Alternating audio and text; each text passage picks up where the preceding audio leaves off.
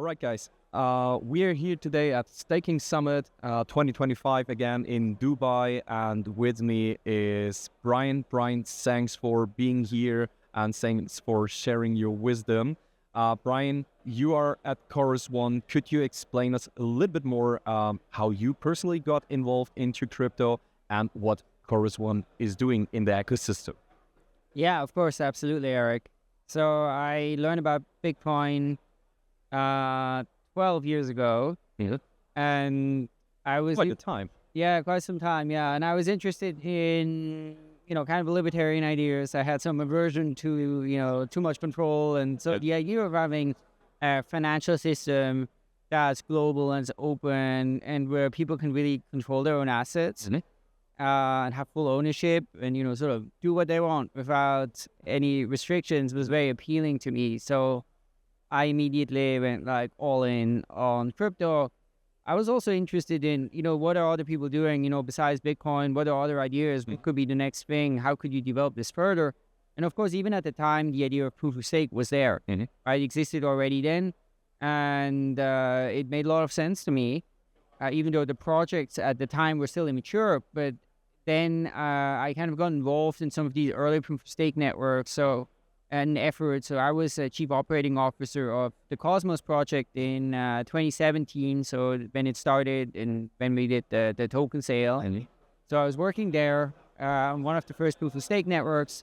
And at the same time, you had, Ethereum planning to switch to proof of stake. You had Polkadot, Tezos, many other proof of stake networks that were coming up. And so I thought this is the future, right, of how blockchains are going to be secured. So that's when I started Chorus One. So it's about 7.5 years ago at this point. Yeah, you were super early and back in that time, right? So, and you were one of the first ones. So yeah, we were one of the first staking companies. Yeah. Yeah. And how did you set it up and how did you start it? Because it's like a green field. And how do you set up a company like that and structure it and know what you have to do? Because there was no like regulatory landscape and environment. So how did you do that? Yeah, right. So that was definitely challenging. Also because both my co-founder and I didn't really have startup experience much. I mean, I was a little bit involved in Cosmos, but Cosmos was a mess. Yeah. Organizationally, it was not like a functioning organization, even though there was brilliant ideas there. Yeah. So yeah, it was definitely a lot of like stumbling in the dark and making a lot of mistakes and like trying to figure out. I mean, from the time when we started working on Chorus One until like Cosmos mainnet launched, it was over a year in the end. So we spent like that time just trying to figure out, okay, how do we hire some tech people? How do we like, how would we run a validator? How do you do this kind of thing? Definitely a lot of ideas that were very over-engineered. We have like, we're going to have multiple live validators and then one goes down, the other one takes over.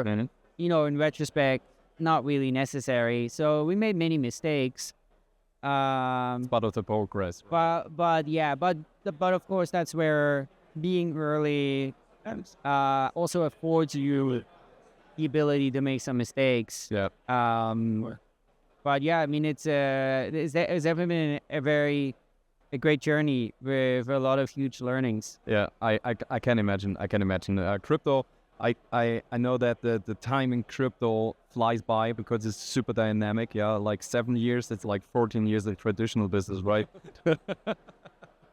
So being one of the really early staking providers, what was one of the let's say evolving trends, how you face it, like restaking and DBT? So how you keep up with the pace and the dynamic of the staking ecosystem as a company? Yeah, I mean, I think a lot of the fundamentals, they're not moving that fast, right? So I think you have you just have to stake, right? Now, MEV is one that's interesting, right? And MEV is also one that differs a lot between different chains. So that is one thing where, we focus a lot of resources in. But then otherwise, I think it's really a lot of it's the fundamentals. And then it's just things like scaling, things like reporting. It's not probably sounds like a smaller thing, right? But providing rewards reports, right, to all the customer on daily basis. Get all the data. It's not a trivial thing, right? But very important for institutional customers. So things like that. And then I think at this point, what's like a very important trend is going to be this integration of crypto into, like, I think the merger between the traditional financial system and crypto, right? I think that is happening. And I think that has a lot of consequences, because on the one hand, you're going to have crypto assets and crypto portfolios and positions being kind of wrapped in a TradFi assets, whether it's ETFs or ETPs or other kinds of instruments like that. And on the other hand, having more the traditional assets coming on chain and you both happening at the same time. So I think that is going to be very important. And I think that kind of merger is happening. And I think for staking companies, it will be important to sort of, ride that wave in a good way to be able to position yourself. What would you say holding back institutionals at the moment to invest more and do more in the staking ecosystem? Well, I think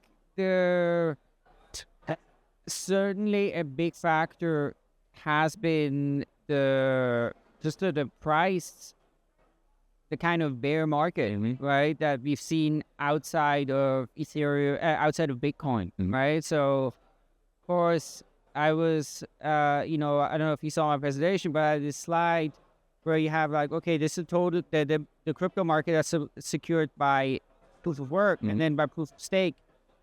Today, proof of stake is like 20% of the total market, but this used to be like almost 50%, right? Like when I did this presentation in the past.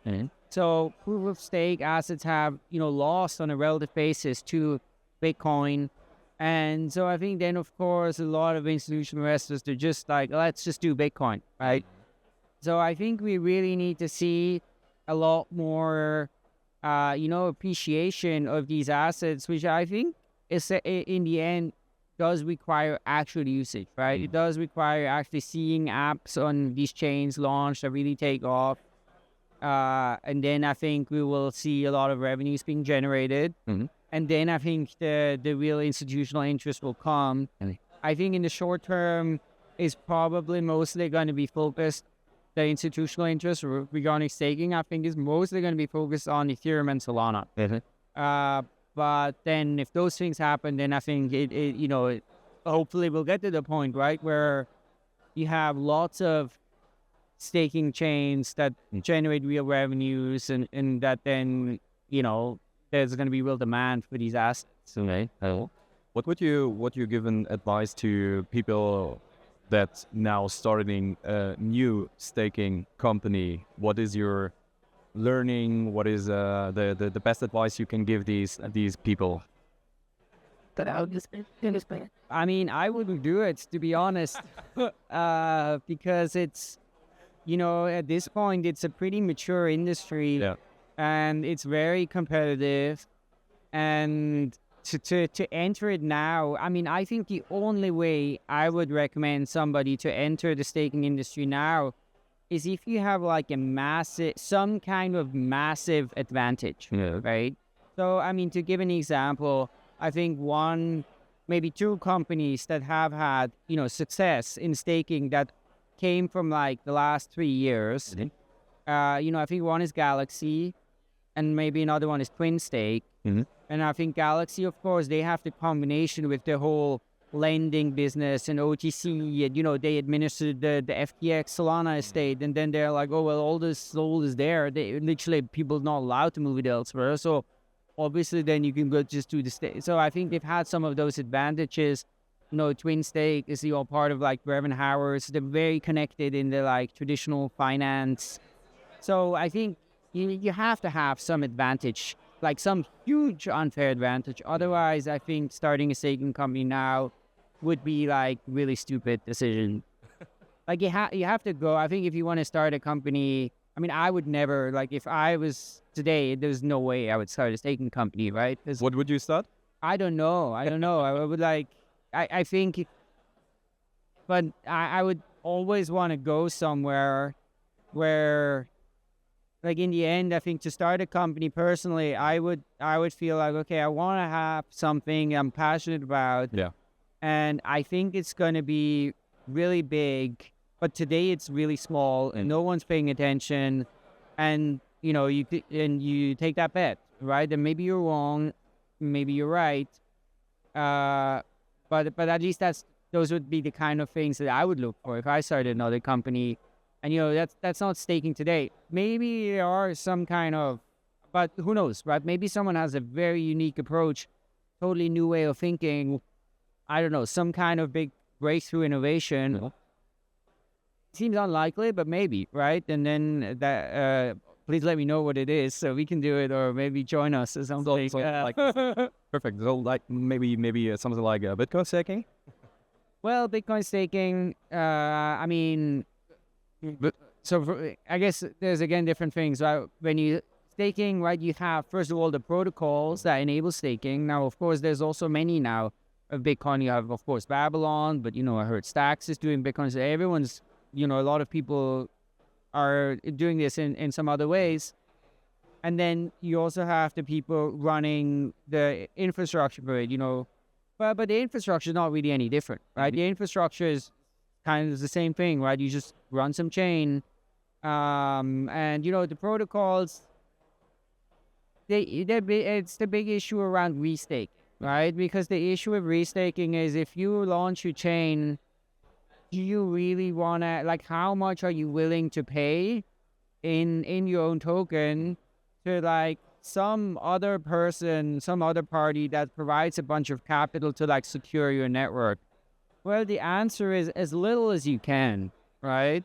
Because whatever you pay is pure sell pressure, right? Because they just want more Bitcoin yield or more ETH yield, right? So I think that's why we see on Ethereum with EigenLayer, all of the yield when you restake your ETH basically comes from Eigen's own incentives. The ABS pays zero, pretty much zero right now.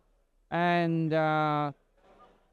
so that is the big challenge around restaking. And I think that's a problem that EigenLayer has. Symbiotic has that problem. SolLayer has that problem. Babylon's going to have that problem too, right? Any Bitcoin restaking thing or Bitcoin staking thing is going to have that problem. So I do think there's certainly things around Bitcoin yield that will be important, and I think there can be things around Bitcoin staking, but I think restaking or Bitcoin staking, it's going to be a hard one.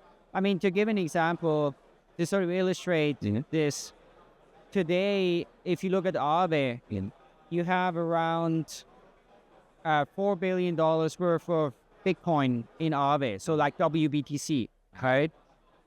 And the deposit yield you earn is zero. And if you borrow Bitcoin, you can borrow Bitcoin on Aave paying 0.5% annually. So that is very cheap, right? Very cheap. But only 10% are being borrowed. So 90%, no one is even touching it. Yeah. Obviously, if you were able to generate significant yield in Bitcoin, it wouldn't be like that, right? People would be borrowing this, using it, earn the yield, pocket the difference, right? Yeah. So I think it's just the case that extremely hard to earn yield on Bitcoin. I don't think it's going to change anytime soon. So yeah, I definitely would also think very carefully before starting a company around Bitcoin staking. Okay, thanks for sharing your perspective on that. We talked with a lot of people today about that topic because it's the number one thing in the discussions at the moment. Bitcoin staking. Yes, of course. I would say, yeah. What is from your perspective the new kid on the block or next big trends or what's upcoming from your perspective and your experience? What's on the horizon? Yeah, I mean, I think a lot of the focus is on the big networks, right?